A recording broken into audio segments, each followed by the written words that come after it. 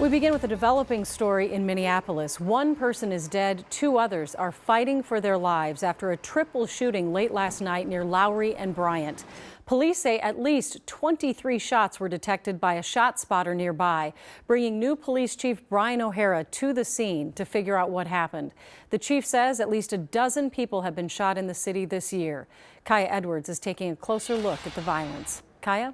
Julie, last night's shooting marked the city's first homicide of the year, but today Mayor Jacob Frey said to keep in mind overall violent crime is down.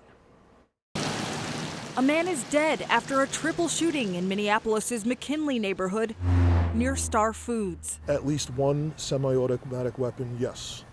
Police Chief Brian O'Hara says at least 3 guns were involved. We already live in a country that has more guns than people, and there's 10 to 20 million more guns entered into circulation each year. And it's an incredible challenge for us to try and take as many guns out of the hands of people who should not have them before situations like this happen. O'Hara says there were about a dozen shootings between the weekend and Wednesday night. According to the city's crime dashboard, in total so far this year, 19 people were shot. That's 6 more than last year at this time. A single victim of gun violence is far too many. Still, Mayor Jacob Frey says it's important to look big picture. Our police officers, our Office of Community Safety, through a comprehensive effort, are working like crazy right now to make sure that those numbers are going down, and I'll tell you, they are. Data shows homicides dropped 20% last year, from 93 total in 2021 to 79 in 2022.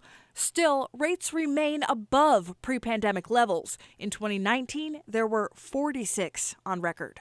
In our city. On guns, Frey says he agrees with O'Hara, who he nominated to serve as chief last fall. PD. At the time, the Minnesota Gun Owners Caucus opposed, calling O'Hara anti-gun. Sometimes guns coming into the city by the trunkload.